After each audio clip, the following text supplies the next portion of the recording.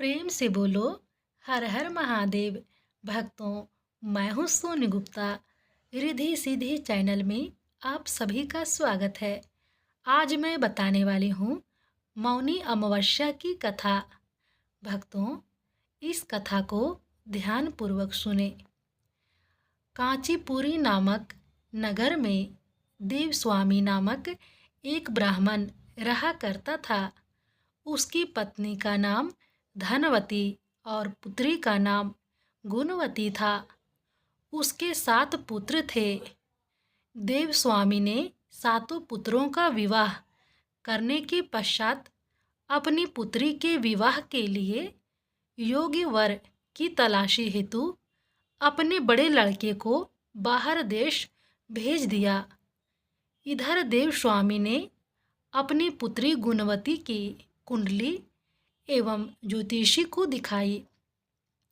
ज्योतिषी ने गुणवती की कुंडली देखकर कहा कि सप्तपदी होते होते ही यह कन्या विधवा हो जाएगी।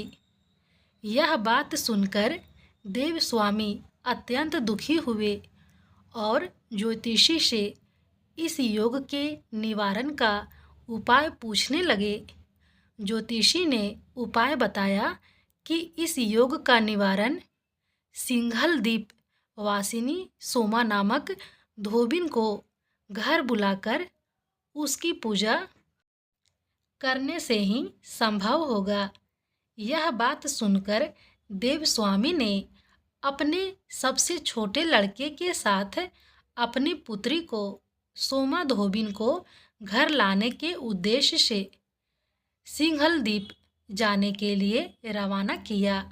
वे दोनों समुद्र के तट पर पहुंचकर समुद्र पार करने का उपाय सोचने लगे, लेकिन उन्हें कोई उपाय नहीं सूझ रहा था। थक हार कर दोनों भाई बहन भूखे प्यासे एक वट वृक्ष के नीचे छाया में उदास होकर बैठ गए। देवस्वामी ने अपनी पुत्री गुणवती की कुंडली एक ज्योतिषी को दिखाई। ज्योतिषी ने गुणवती की कुंडली को देखकर कहा कि सप्तपदी होते होते ही यह कन्या विधवा हो जाएगी। यह बात सुनकर देवस्वामी अत्यंत दुखी हुए और ज्योतिषी से इस योग के निवारण का उपाय पूछने लगे। उस वृक्ष के तने की एक खो में गिद्ध के बच्चे रहा करते थे।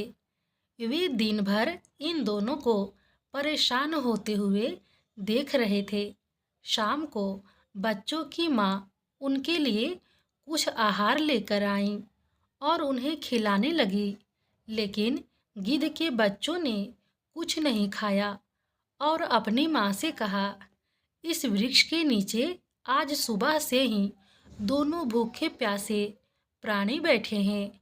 जब तक वे नहीं खाएंगे हम लोग भी नहीं खाएंगे। बच्चों की बात को सुनकर उसकी माँ गिद्धनी को दया आ गई। उसने दोनों प्राणियों को देखा और उनके पास जाकर कहा, आपकी इच्छा मैंने जान ली है, आप लोग भोजन करें। कल प्रातः मैं आप लोगों को समुद्र पार सोमा के घर पहुंचा दूंगी। गिद्धनी की बात सुनकर उन दोनों भाई बहन की चिंता कम हुई। दोनों को अत्यंत प्रसन्नता हुई। उन्होंने गिद्धनी को प्रणाम किया और भोजन किया। प्रातः होते ही गिद्धनी ने उन्हें सोमा के घर पहुंचा दिया। वे दोनों पास के ही जंगल में झोपड़ी बनाकर रहने लगे। उन्होंने अपनी सेवा से सोमा को प्रसन्न करने का निश्चय किया।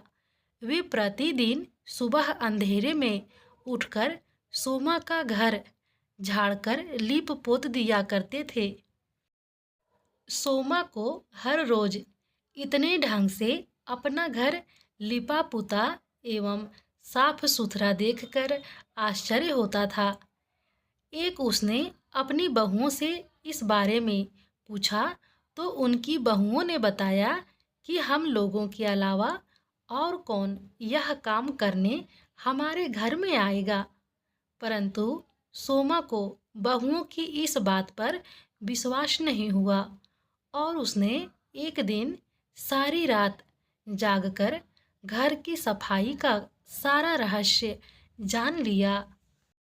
यह जानकर उसे बड़ा दुख हुआ कि उसके घर की सफाई एक ब्राह्मण कन्या और उसका भाई करता है। उसने इस तरह सेवा करने का कारण पूछने लगी। पूछने पर भाई ने सोमा को सारी बात बताई, जिसे सुनकर सोमा ने कहा, आज से तुम लोग यह काम करना छोड़ दो। मैं तुम लोगों की साधना और सेवा से प्रसन्न और विवश हूँ। अब तुम्हारी सेवा किए बिना मुझे विश्राम नहीं मिल सकता। सोमा उसके आग्रह पर दोनों के साथ घर जाने को तैयार हो गई। प्रस्थान करते समय उसने अपनी बहुओं से कहा कि यदि मैं अनुपस्थिति में किसी की मृत्यु हो जाए तो उसके शरीर को नष्ट ना करना। क्षण भर बाद दोनों अतिथियों के साथ वह कांचीपुरी पहुंच गई।